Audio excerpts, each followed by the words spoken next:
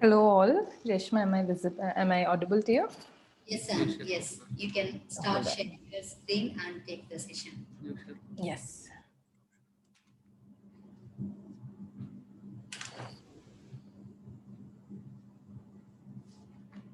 Hi, am I visible? Yeah, I think. Yeah. Hi all. I see there are 80 and keeping on rising. So happy to be here with such a large audience. Thank you Good for afternoon, inviting me, madam. Reshma. Good afternoon. So let me just share my presentation and just get right to it. In a meanwhile, I'm sorry to intervene in between. So to all the No participants, problem. if you have a query, please don't interrupt in the middle. Let the speaker complete the session. So all your queries can be posted in the chat box. If not, we have at the end of the presentation, we have a 10 to 15 minutes of interaction session. There you can ask the questions. And also to request the participants to maintain the discipline, the current discipline. So maintain the rules. Thank you. And you can take over. Yes. Uh, do all of you know this place, the place in this photograph? Because I suppose all of you have been living in Bangalore for a few years. This is an extremely famous place. If one of you can just unmute yourself and tell me which is this place. Majestic. Excellent, very good. It is actually, now the city has grown so much that you have almost like a polycentric system of transport. But however, at some point, it's maybe about 10, 15 years back. And even today, Majestic is actually the heart of all bus operations in Bangalore. BMTC actually operates majority of its services from Majestic. Let me just jump into the matter of the day. So Karnataka is urbanizing very, very fast. I'm sure if you look around in Bangalore, and if some of you have been here for more than one generation, you know how the city has changed, right? And Karnataka is actually one of 5 most urbanized states in India. Uh, and in Karnataka, if you look at Karnataka's population, already uh, in 2020, more than 39% of Karnataka's population is already urban. And this is projected to scale to 50% by 2030. So what you see in Bangalore is actually going to intensify. The number of people is drastically going to increase. What you understand as Bangalore is going to drastically, it's just going to expand. At some point, someone would have said, okay, Arpuram is so far away. But today, that's going to be, soon Hoskote is going to probably be, it's not going to be a strange idea if someone says, Hoskote is also part of Bangalore. So cities are actually rapidly growing, and so is Bangalore. Let's look at some numbers. So the total population of Karnataka as per 2011 census is actually 6 crore 11 lakhs and something, out of which about 38.57, so approximately 39% of its population, which is 2.35 crore, is already residing in cities. Now, there is a trend that you need to observe. The overall population in terms of absolute number in the state is not increasing. So it's been on a decadal negative growth. So our population has been decreasing by 1.91%. But however, our urban population has been actually exploding. It's been growing just in the last 10 years, it's actually grown by 31.54%. Now this is just how the state is urbanizing. Now, where does Bangalore stand in all of this? So Bangalore is the only mega city as of now in Karnataka and contributes to 35.94% of the total urban population in the state. And the remaining, the 5 other big cities, which are probably home to most of you: Belgaum, Bellary, Gulbarga, Mangalore, actually contributing to about 50% of the urban population of the state. Now you'll ask me, why did I spend maybe about 3 minutes talking about urbanization and so much numbers? The reason is I cannot emphasize enough on how much of a reality urbanization is. And if we do not start addressing its consequences and try and improve the quality of life in our cities, it would just be too late by the time we respond. So the day is today to start making our cities better.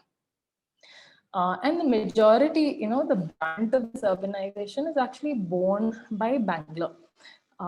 You have the estimation is that about 0.15 million people move into Bangalore every year. And this continuing migration year after year after year is actually closely linked to jobs and opportunities, as you may have guessed. And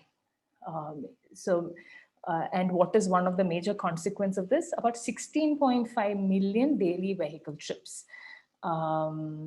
is actually expected by 2031, which is, so just to give you a sense of what that means, it is 2 times the volume that you see on today's roads. That's how much volume of traffic you're going to see on the roads by 2031.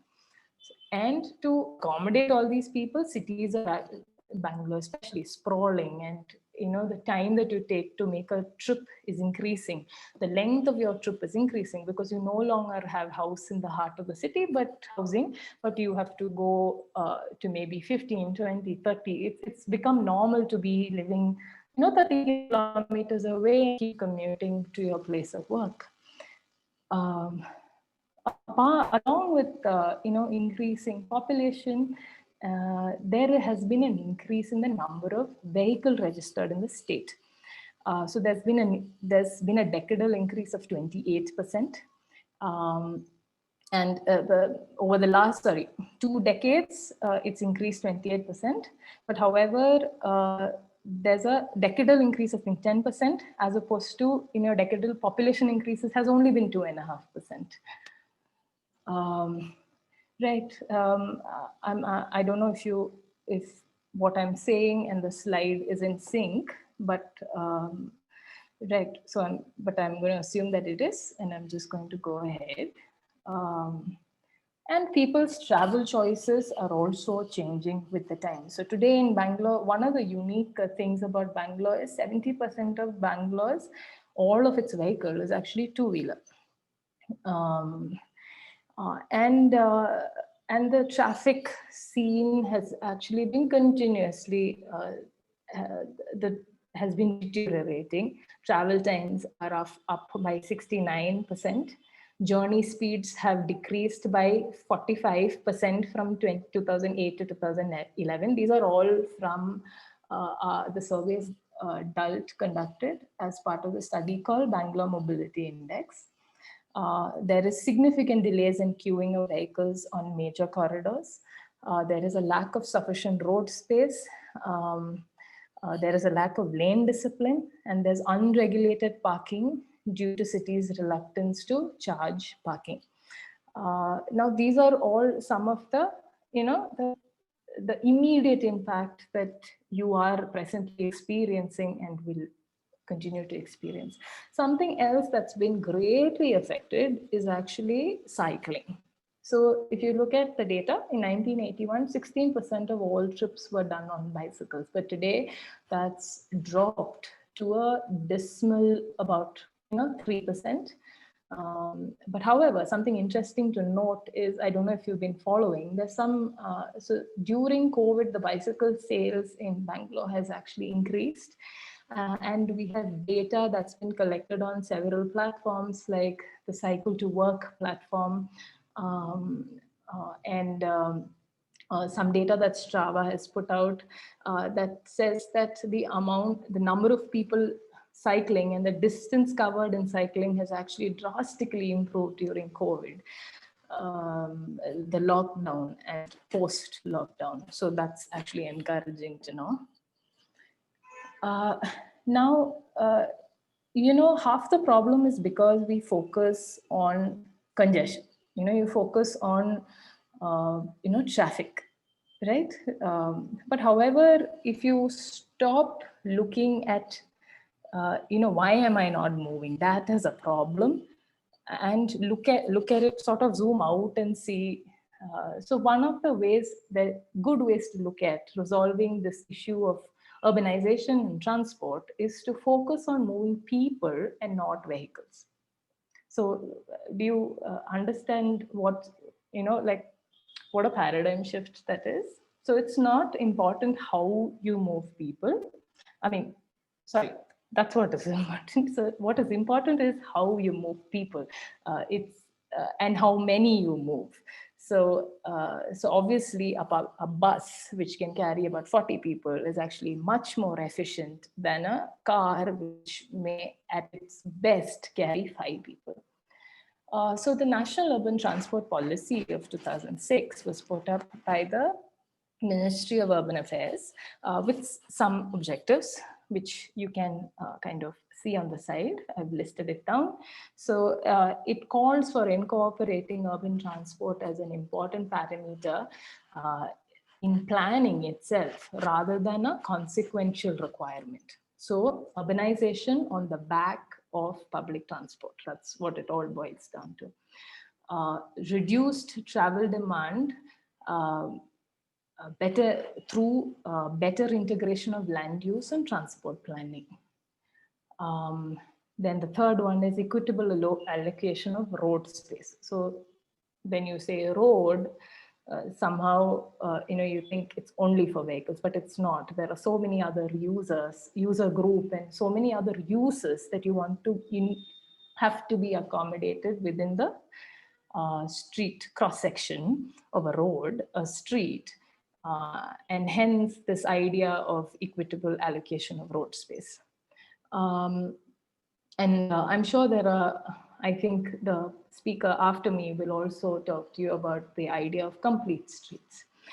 And obviously, then you have to improve public transport, introduction of ITS and other technology improvements, technological improvements, facilities for use of non-motorized transport, use of cleaner technology, building capacity both at the institutional level and for the public at large, innovative financing mechanisms, greater involvement of the private sector, and better awareness. So these are the key objectives the National Urban Transport Policy kind of outlays.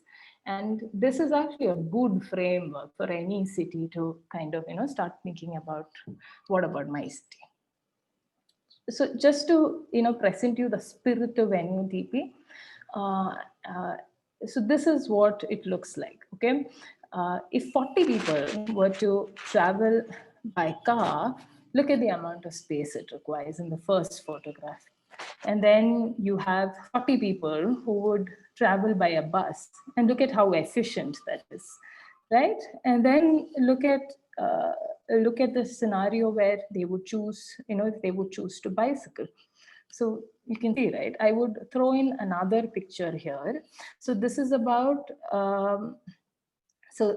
just take a look, just take a second to look at this. This is about how far can one travel on 1 ton of CO2.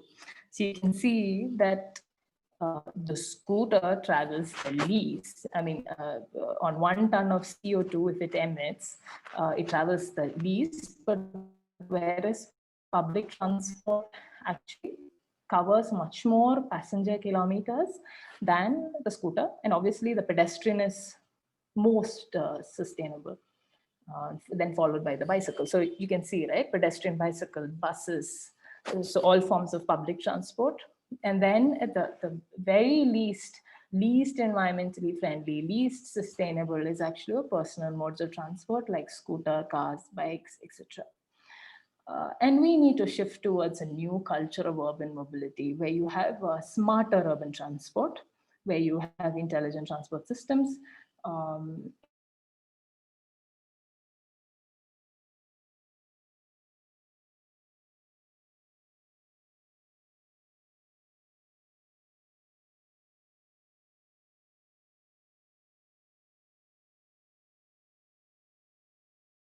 efficient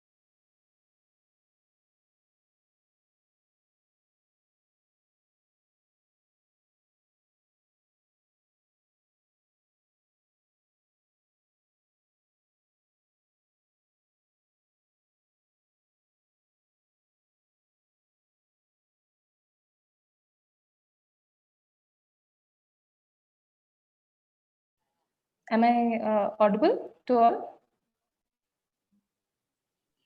Yes, ma'am. Yes, Anne, Yeah. you're audible. All right. Okay. Let's get back. Yeah. Right. Okay. Then I hope I'm not sure where I got cut off. But anyway, let's go on. The slide is, I think, fairly self-explanatory. You have to, so one is to look at making urban transport smart. Sorry. The second is, yes, Reshma? Can you please share your screen? Oh, yes. Okay, hold on.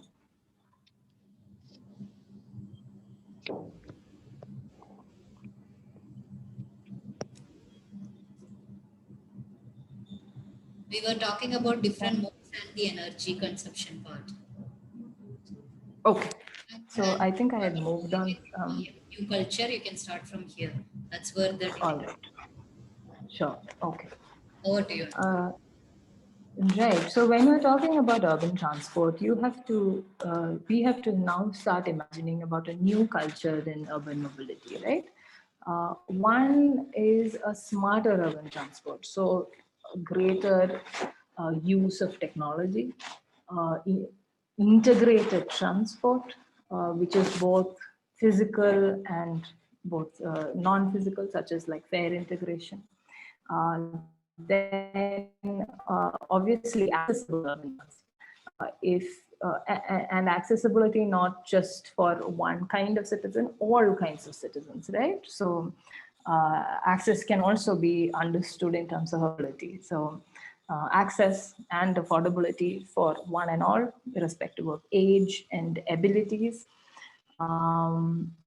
And a greater push for non-motorized transport, because NMT at the end of the day, it's a little bit of a chicken and egg, right?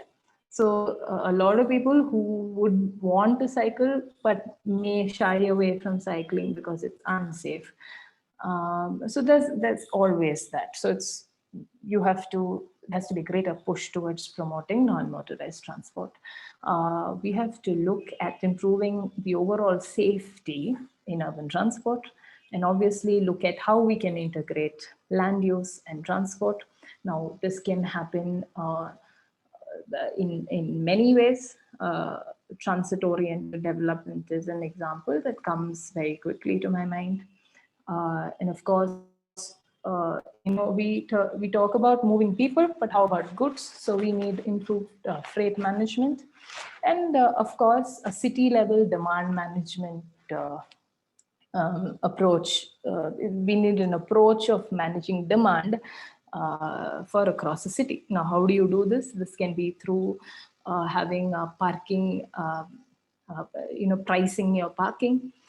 You can do through congestion pricing. So you're basically discouraging a person to make a trip in the first place, right?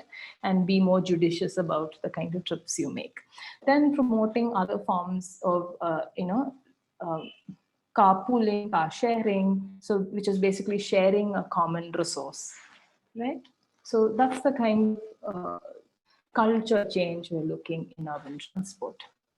Now I want to take a minute to just talk about the organization I work for, TULT. So one of the goals of NUTP was to also set up city or basically institutions that can integrate between all the broken, I wouldn't say broken, governments tend to kind of like work in silos, but at least when it came to transport, it wanted like a single agency to kind of bring all of these various agencies under a single umbrella. So that's where DULT actually kind of originated. So bring together your BBMP, BMTC, KSRTC, so your regional transport authorities, urban development authority, traffic police, any other special purpose vehicles like your metro, etc. And bring all of them together and to ensure that they don't work in silos, but they work together. Now, this is just to provoke some thought. This is what happens when you don't work in an integrated, well-planned way and just like work in silos. So DALT was actually put in place to plan, finance, assist, and engage within mobility. Now I'll jump into, without going into DALT's sort of work, I'll try and focus on public transport, right? I'd like to state kind of like upfront that, you know, please, so I am not the right person to kind of talk about the challenges that public transport faces in our country. So I'm going to actually talk about a project that I worked on, and kind of before that, take you through the different kinds of public transport projects that we've been doing at DALT, right? So at DALT, we've actually been engaged in three kinds of public transport project. One is a rail-based public transport project, which is the commuter rail system for Bangalore, which is a 320-kilometer wide commuter rail network. And then we pioneered the efforts to set in place a BRT in Hubli Dharwad. And third, we've been now kind of trying to see how we can bring priority to the existing bus system in Bangalore through bus priority, right? So I'm going to run through some slides.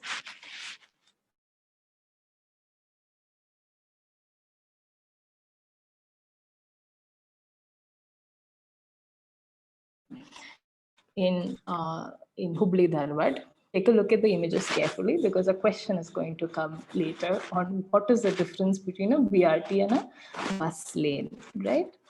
Now, this is a bus only flyover at a location in Hubli Dharwad at Unkal Cross. These are some of the images from during its construction. It's completely operational now and a world-class facility. This is a precursor to the Crescent bus priority lane project that's going on, which is on Outer Ring Road. So this one was done the old airport road a few years back at DALT. The reason why I'm kind of like taking this as an example before is because we did the planning for this project, but however, this project never actually took off. So I would like to sort of kind of explain what is a bus priority in concept using this project, but then also kind of explain what were the challenges we faced in this project and how did we kind of rectify that in the Outer Ring Road project. Now, bus priority is, so it does not, so it's as opposed to, okay, let's do this, let's get this engaging. Can someone volunteer to me what could be the differences between a bus rapid transport and a bus priority just in terms of physical aspects? Could someone volunteer?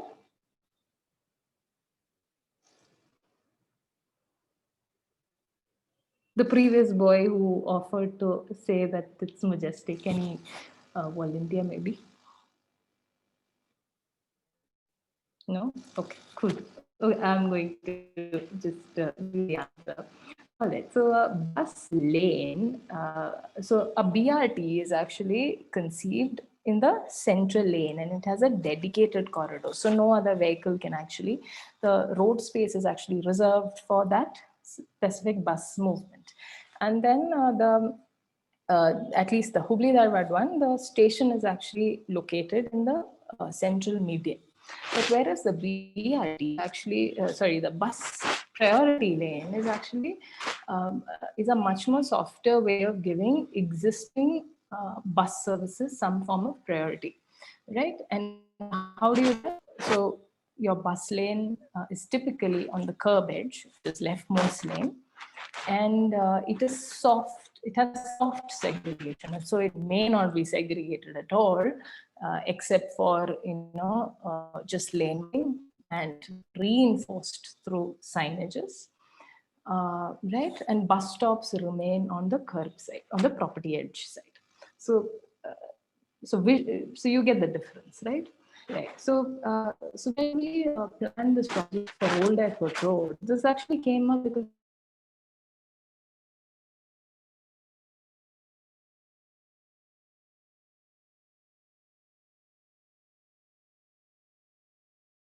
it's very, very frequent. Okay, my system tells me that my internet connection.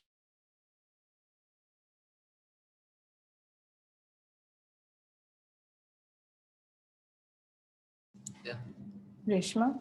Yeah, I think your internet connectivity is slightly on poor side. So Okay, I'm just going to take a second to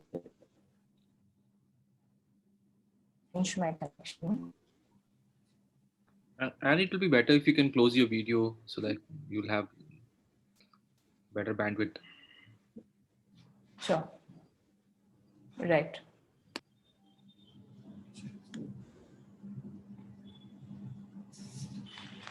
all the participants, we do understand there is a a delay in the slide. There is a lag which is appearing. Please cooperate. We are working on it.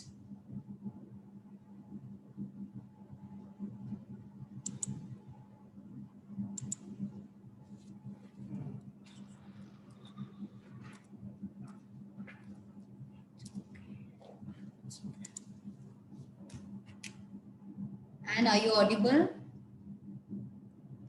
Yes, ma'am.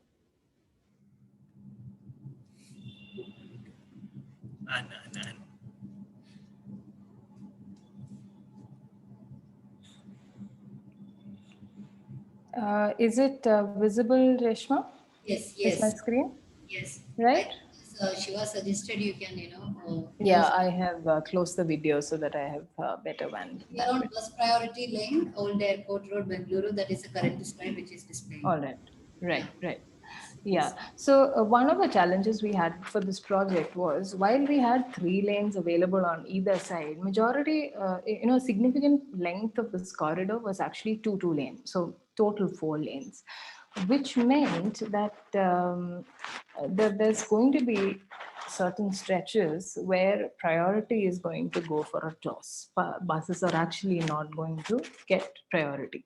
So that's one. And number 2, we did not plan. So because there were a limitation in lane width, we could not plan for any kind of segregation apart from lane marking, and that's not a physical segregation in any means, because people have to respect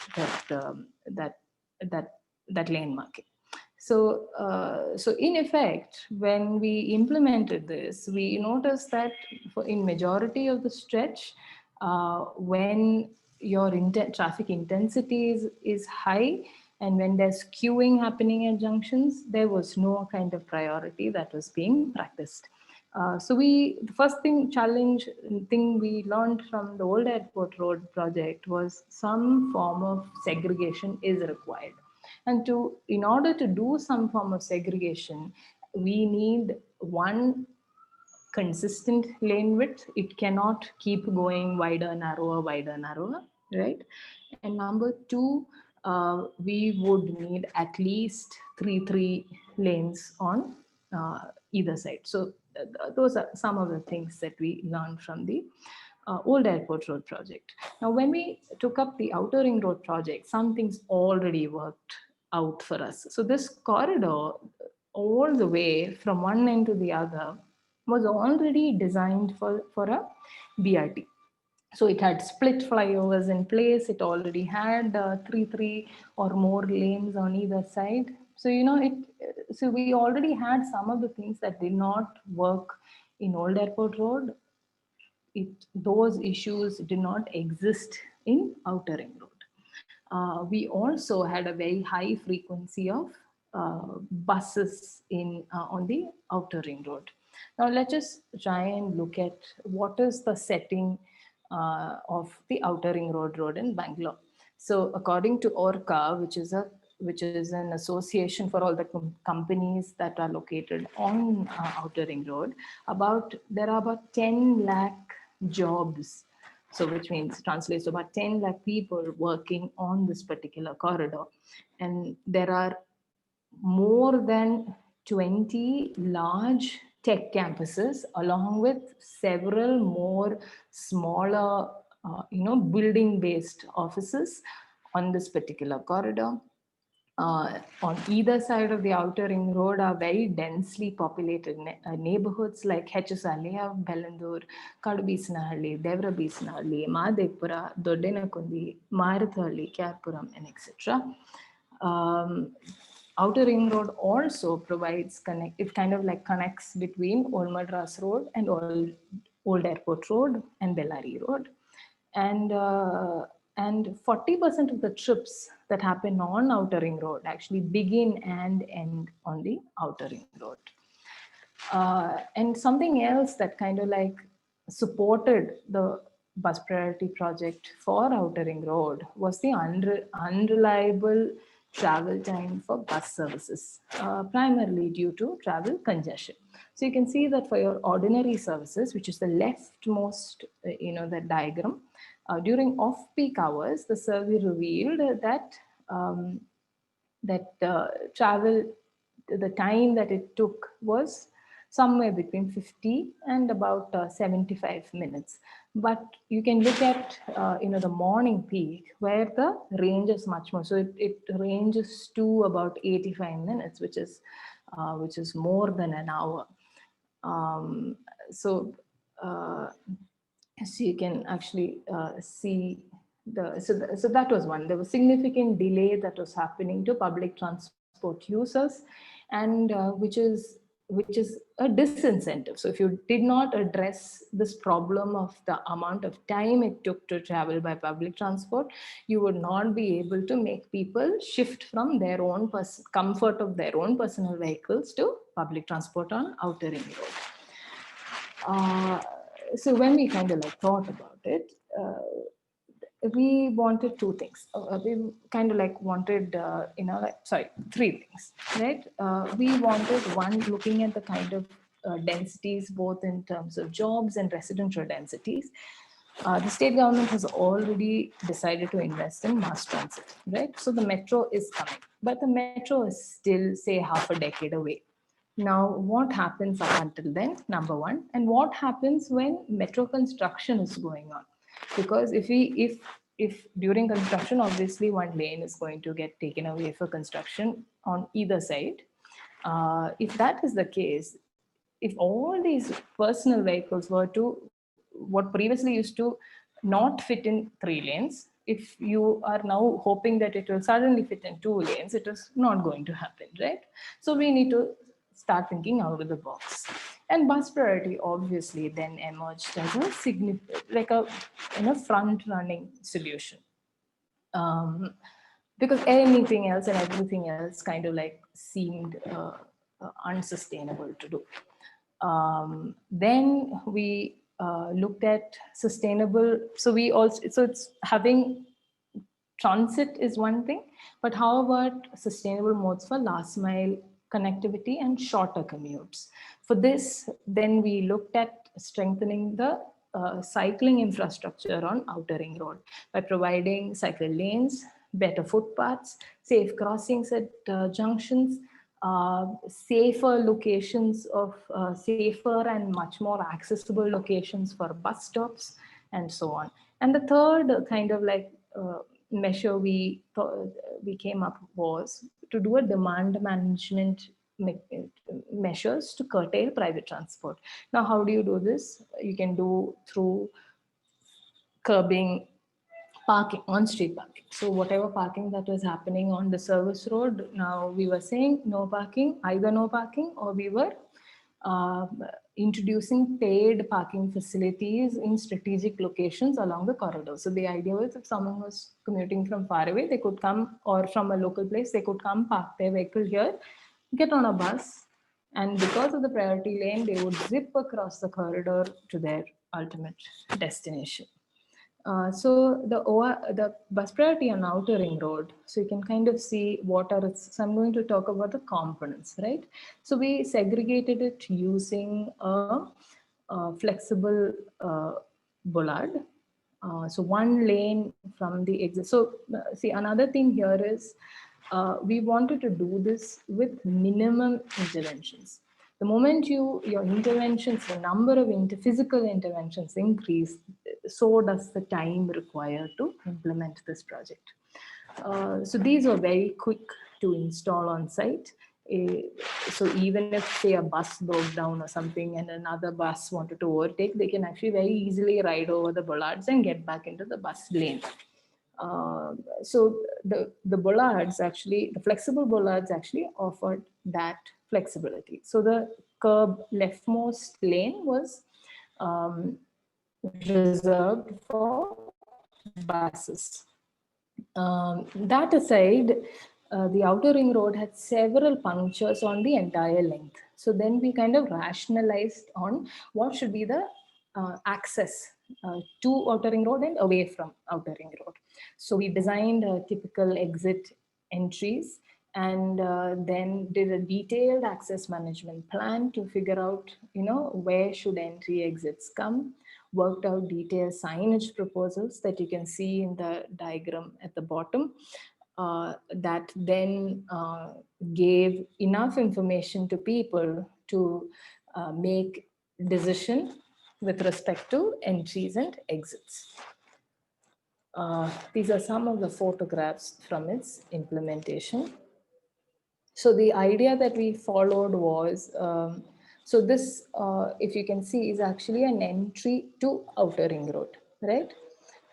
So we made a break in the median, and most of these entries and exits, we sort of made sure that we were using existing entries and exits itself, but the geometry was changed in a way that only one directional movement was allowed. So here the geometry, it's very evident that, you can enter, but to go from the ring road to the service road is actually extremely difficult when you have this sort of a geometry design.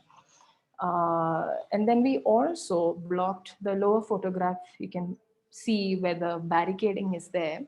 So wherever you have an exit or an entry, that section would be barricaded on the between the bus lane and the mixed traffic lane.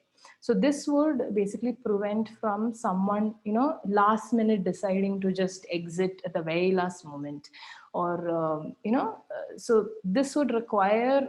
So if you miss this, of course, you can go ahead. You may have to travel an additional 2 to 3 kilometers, but obviously there's another exit, another opportunity for U-turn at a junction, etc. Ahead. So these are some of the images that kind of explains. So how we did this was, for all entries and exits, there was a 75-meter weaving section where the bollard was absent. So this is the length that a private vehicle could use to weave in to the bus lane and then eventually exit, or you could sort of use that weaving length to kind of then weave out onto the mixed traffic lane. So it works both ways. Then before every entry and exit, we gave sufficient, even before 200 meters. So we would give information in various stages. So you would have very large signages that told, location A, B, C, take this exit, right? And then from that 200-meter onwards, you would have at 100, at 50, at 20, you would have signages that would say, slow down, exit at this distance. So the signages has also sort of like helped in kind of managing the traffic and anxieties that you kind of like see on the road. Then there were challenges that cropped up during the implementation. Like, for example, what happens when you have 3-4 tech parks all sitting one after the other, right? And you don't just have, the outflow from one tech park, but you have multiple outflows, and all of them are then piling up at one exit or an entry. Now, one of the solution we kind of like thought about was to to see if we can do a double entry or an exit.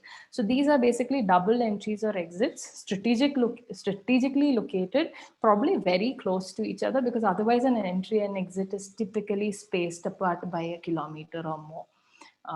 Here it's maybe like 100, 150 meters apart, but it specifically provides access to, say, a cluster of tech parks, right? You kind of then break a number of access points into separate access points. Then along with the bus priority, we are also at TULT taking up the cycle lane for Outer Ring Road. So this is on the service road. So wherever we, on service road, wherever we have more than 7 meters, so we're taking 1.5 meters for the cycle lane. At other stretches, it is a shared lane. We're also having parking hubs installed adjacent to bus stops. We identified detours where the service lane is not continuous. So we kind of thought about the cycling experience from one end to the other in its entirety. So you can see this is how it will be in stretches where the service lane is extremely narrow and you will not be able to carve out a dedicated cycle lane. Yeah, so thank you. So I hope you have had a reasonable exposure to the state of mobility, state of urbanization in Bangalore, the desperate need to address mobility issues in a sustainable way, and about a brief glimpse into what is the bus priority project. Thank you. You can talk.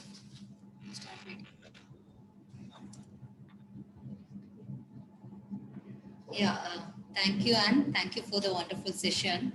You have introduced us the vision of NUTP, public transport importance, and the initiation of strategic interventions, at least in Bangalore city's planned or in the implementation stages.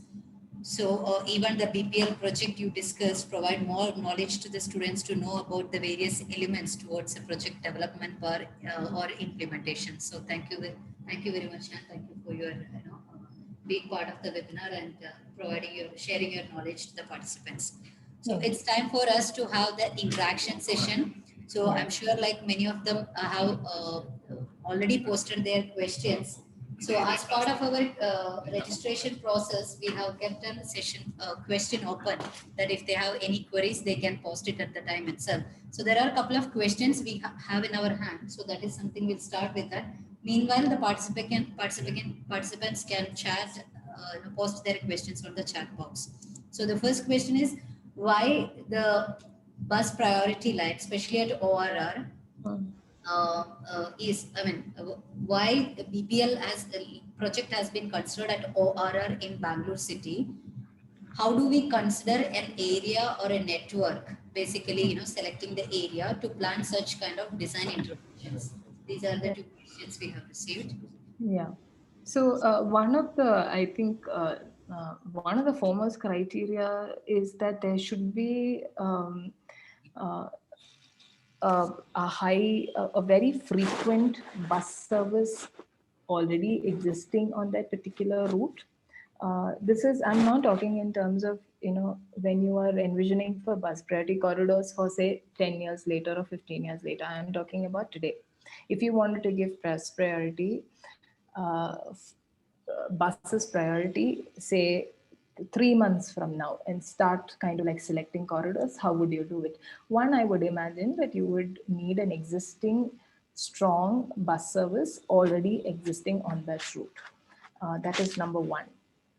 Number two, of course, carriageway width is desirable so that you can segregate it like how we did on Outer Ring Road. But obviously that you and I know that, carriageway more than two lane is a luxury. More than that is actually not available in every place.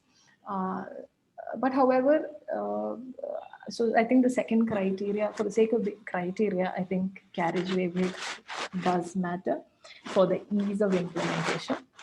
And number three is building confidence in public transport. See, the moment you do one or two successful priority projects, you would build confidence in commuters to pick up public transport, right? So you would no longer be bogged down by the fact that, oh, bus is going to take forever, it's uncomfortable, all that. So some successful projects will obviously instill that confidence. And say a project like the Outer Ring Road, where you're sitting in your car, stuck in traffic, suddenly you have a bus zipping past, and you're able to commute from one end to the other in, say, a quarter of the time, in quarter of the time that you would had you if you were to take a car. If that is a scenario, and people see that buses are getting priority, bus travel is comfortable, so that is one. So I think putting all that together is the right kind of messaging. I think it would be important. So I think I would kind of like say that's the three most kind of existing good high frequent services. Carriageway is obviously desirable. And third, we need to have an extremely strong kind of messaging system out there that kind of brings awareness to the public. I think the first two are criteria. The third is like kind of like a mandatory thing to have if you want a bus priority project to take off.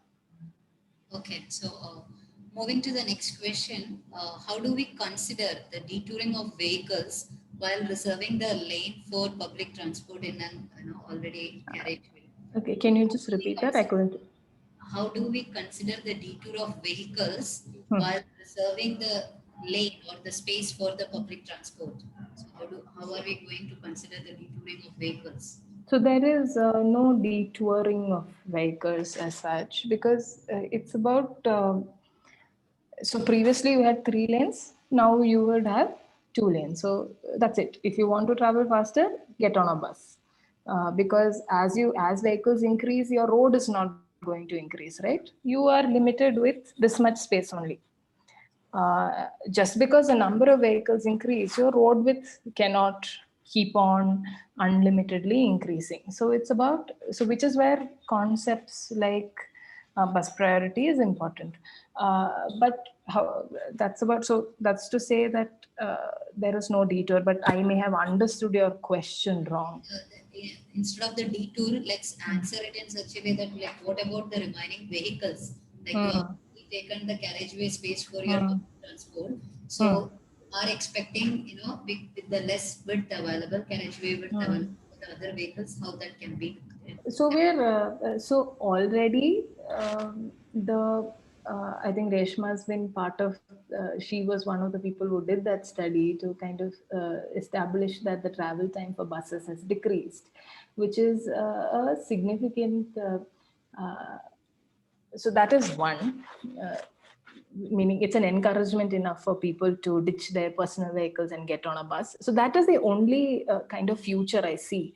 You cannot keep on being bogged down by the fact that, oh my God, so many. You cannot think that there's 100%, 100% of your personal vehicles, it will still remain 100%, and no one will shift to your public transport. You cannot operate with that with that paradigm at all. You have to hope that if you prioritize public transport, make public transport travel comfortable, that people will choose to make that shift.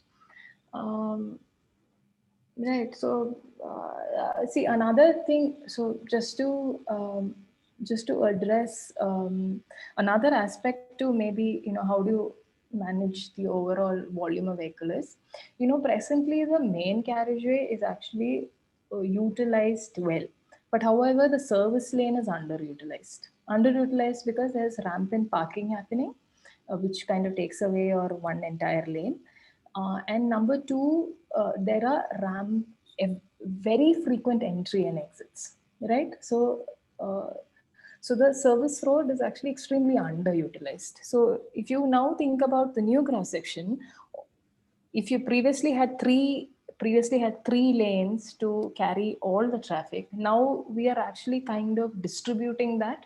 We're taking one for bus priority, but 2 of the main carriageway and 2 lanes of the service road is now getting, so 2 of the main carriageway and 2 lanes from the service road is now getting better utilized. So in that way, I feel the transition will be much more kind of, you will not, I mean, again, you'll have to wait and see for this. But because of the better utilization of the service road, the capacity is actually not going to significantly get affected. Yes, yes. So moving to the next question from Ms. Navina. Can you talk about how the BPL lane was treated at intersections? Right. I'm sorry, I didn't actually cover this part. So the intersections are already, so the outer ring road, if you know, have many split flyovers and underpasses, split underpasses, right? Now this is so that at the top you have all kind of crisscross movements are facilitated. So the priority lane in majority of the intersections, we've actually taken the priority lane itself on top of the flyover and or into the underpass, and the bus stop itself has been taken to either side of the underpass, basically to the 2 ends of the underpass of the flyover. So we've done this decision for, but however, the ideal solution would have been to just let the bus priority go on to the service road and then come pick up passengers from the junction, because that's where people will come, right? Because that's the intersection. People will be coming from the villages on either side. They will be coming to the junction, and that's where BMTC will get its majority of passengers. But however, now we are taking them to either, so there is a increase in walk distance. But however, this decision was taken on one count, which is metro construction is going to start soon. So this means the middle 2 lanes are going to partially get taken away for construction. And this also means the junction itself is going to face significant disturbance.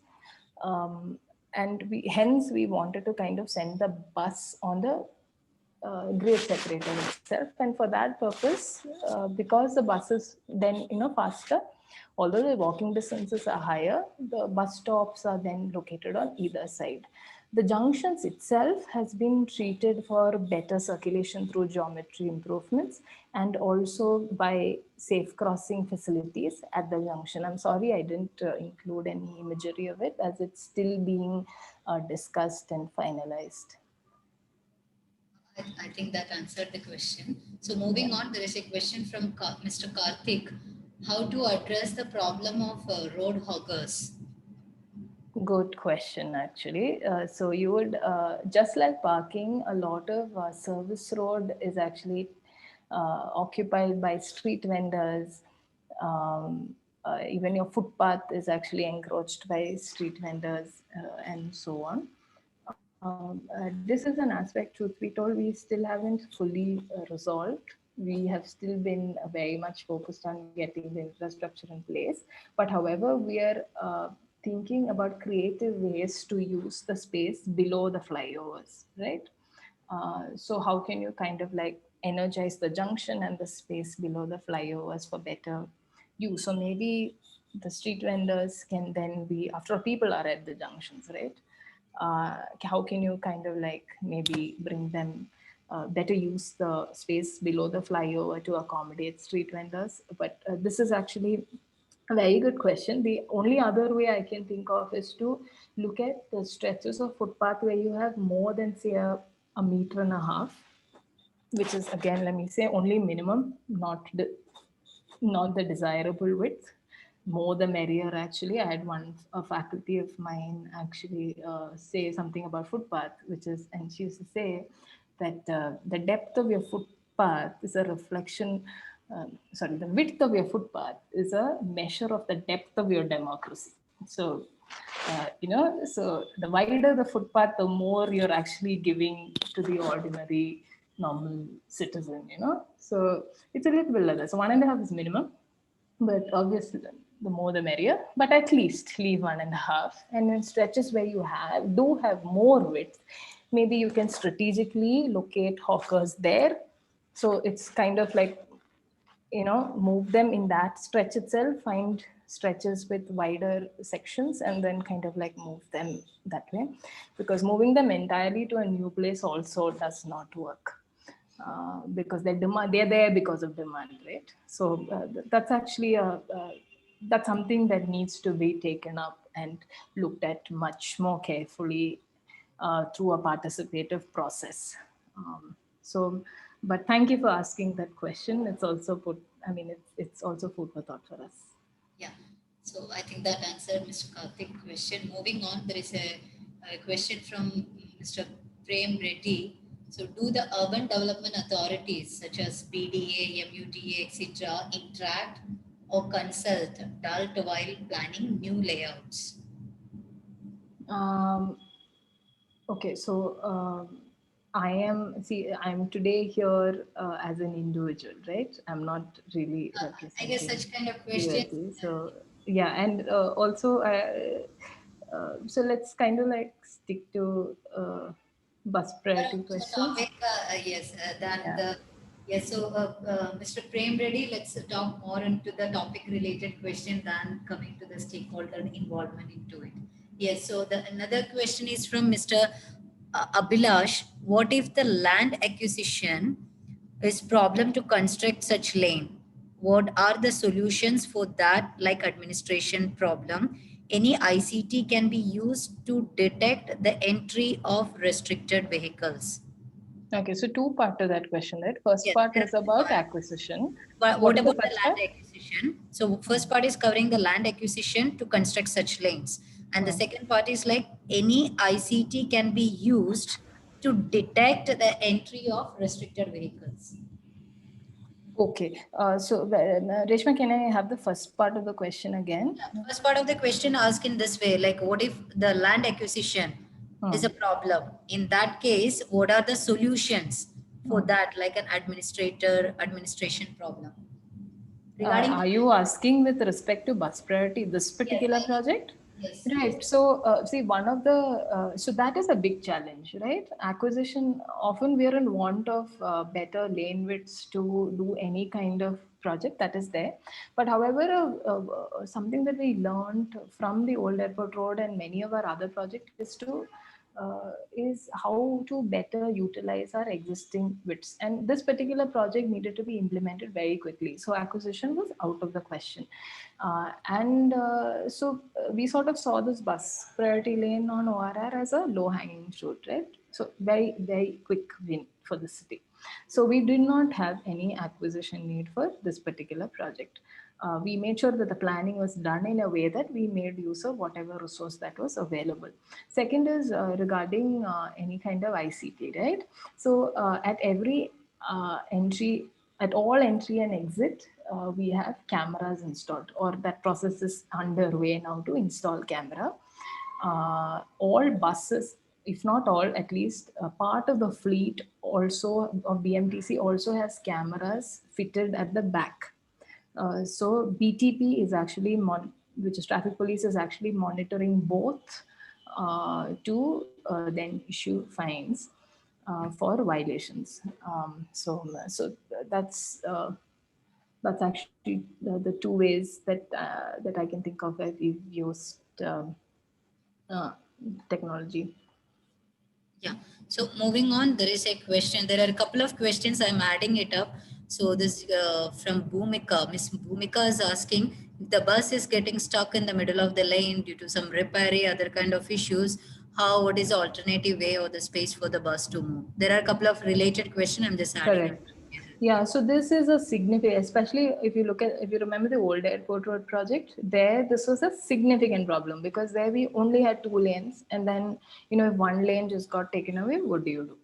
On old airport ORR also, this is a cause of concern. However, we've addressed this by, so BMTC is actually stationed its tow vehicles at, I think, every third. So I think there are at least 3 to 4 locations where tow vehicles are already stationed. So anything happens, they have a team ready to remove the vehicle. That is number one. Number two is, I mentioned that the bollards are flexible. So even if a bus is broken down, a bus coming from behind can very easily merge out get out of the bus lane, ride over the bollard, and then get back in. So the flexible bollard allows for that kind of flexibility. Was that clear? I guess on a similar note, there are many other questions like the entry of other vehicles getting into the BPL lane, especially the bicycles or two-wheeler. So what is the measures it has been taken to avoid such things? There are many things which is asking, Right. as entry of the restricted vehicles, or in case they are coming, you can address it too. Right. So I would actually expand to that question and tell you something that you wouldn't ask me. How about your taxis, or how about auto rickshaws? Say someone is coming in a auto or a taxi and they want to get off. Previously, they would have gotten off at the curb edge. They would have briefly stopped, gotten off. Now, what happens? You suddenly have an auto or a taxi. Are they expected to stop in the middle of the road, in the central lane, and then get off, cross the bus lane, and then go? Is that what's going to happen? So this is a question that I expected, but I don't know if anyone has asked. Basically, it's an extension to the So why are people entering the bus lane? One could be just like disregard for the law, impatience. And the second could be genuine reasons like this, right? I need to be dropped off. This is the property I want to go to. I want to be dropped off from my auto. So the auto enters the bus lane. Now, if that is the way that you're asking the question, the solution is actually very simple, which is what the service lane is for. So if you want to go to that property, you have to take an exit that was beforehand, and you can get onto the service lane, and the vehicle stops on the curb side of the service lane, and you exit the vehicle. So so what are the measures taken? Meaning, and obviously for this we are supporting it by sufficient number of signage, right? Some amount of discipline is expected from road users. And secondly, a wide awareness campaign also is required. And also something else about road user behavior is, if majority follows the rule, right, then even these impatient users will also kind of like fall in line. When you see that like the majority is actually respecting the lane, it kind of like tends to be respected. So this is, so if someone really wants to break the law and get in, you can't stop them. But the first part of my answer was like, what are the genuine needs of wanting to, usually who are the people who would want to kind of like enter? These are the kind of people who want to get dropped off, and that those people cannot enter the bus lane. They have to use the service road. The rest who are breaking, who do not want to respect the bus lane, that's what enforcement is for, right? So you find them, but there is no physical way of kind of like stopping them. Yeah, so I guess that clarifies it. And there are a couple of questions with respect to the project itself. I don't think it's a right platform to discuss about when is the completion, time of it, and even what is the business model you are looking at. Financing option of it. Let's when the adult host for it, for project implementation details, you can shoot up these questions. Let's have more technical. I guess that's from this participants. The question session when we are also about to wind up. But so anyone would like to ask one or two question directly, they can use the platform. Yeah, so there is a Mr. Shiva. Yes, you can answer. You can ask the question. Sorry. Thank you very much. Hi, Shiva. Hi, Anne. So, Anne, I think BPL has been a landmark project for other cities to learn. I think Bangalore started with this initiation, and it's pushed a lot of other cities to take such decisions to take over bus priority lane. There's the important thing I want to address here. I wanted to check with you is like the parking was one of the important aspect, like which was flooded along the OR. And I can see a bus cycle track being coming, and I've not been seen. How did you address the parking issue? And the second one is about the crossings.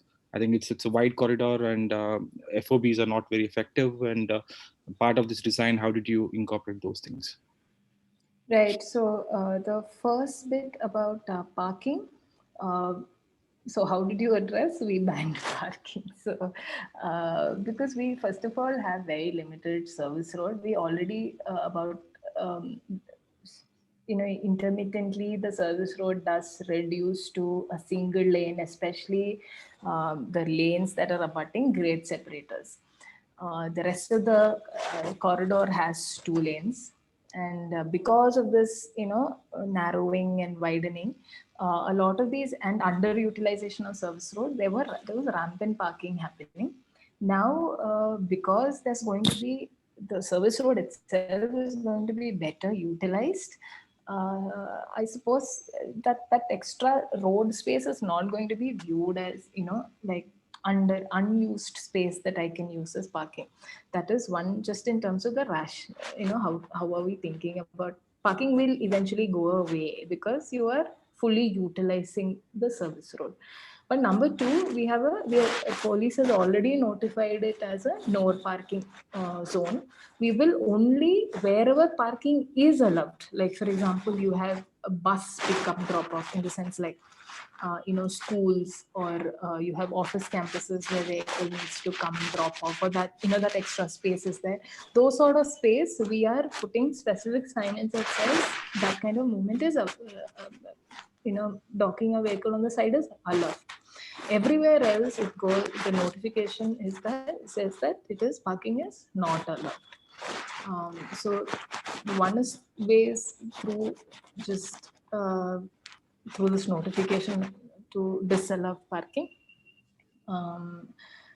Yeah, so that is about parking. The second part of your question, Shiva, was about what was it? I was asking about the crossings, like pedestrian crossings. Right. So that is a significant concern. Presently, the only safe way to cross the outer ring road due to the lack of availability of a foot-over bridge is at junctions. There are about 2 locations where significant pedestrian crossing requirement is there, and you'd find people risking their lives to cross the road. At those 2 locations, foot-over bridges are getting constructed, and wherever it has been constructed, it's actually being quite widely used, because now police is also barricading, kind of raise the height of the medians at those locations, so that people are not risking their lives to cross. So a lot of people are now using the foot-over bridge to cross. At a few other locations, foot-over bridges are coming. With the metro, we've proposed that the metro itself, the station itself, typologically should allow for crossing to happen through a ticket-free space. So your ticketing will, so you would be, so every station is an opportunity for you to cross the road. So that is, however, a long-term solution. But however, safe crossing are at the existing foot-over bridges, the upcoming foot-over bridges, and also at junctions. So as of now, that is the only provision. But however, I do agree there are more locations where crossing is desired, but at the moment it is unaddressed. But of course, junction is always nearby, less than a half a kilometer away. Okay. So our grid crossings are only available at junctions, so no mid-block crossings. Okay. No mid-block crossings. Okay. Thank you. Yeah. So if there are no other questions, let us wind up today's session. So thank you, participants. We do understand some of the technical internet issues which has been So sorry about that.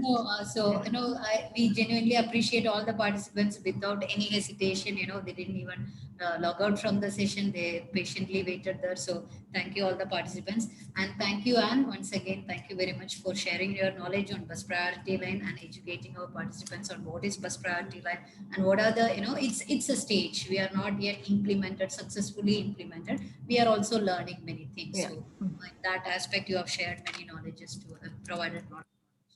Thank you, and thank you, participants. So we look forward for day 3. Thank you very much. Thank you. So one request to all the participants, there is feedback For link as well as the attendance link is provided. Many of them have already started sharing the responses. Please complete it. The link will be provided in the WhatsApp also. We may enable it for some 15 to 20 minutes. So kindly make use of it and provide your valuable feedback. Thank you.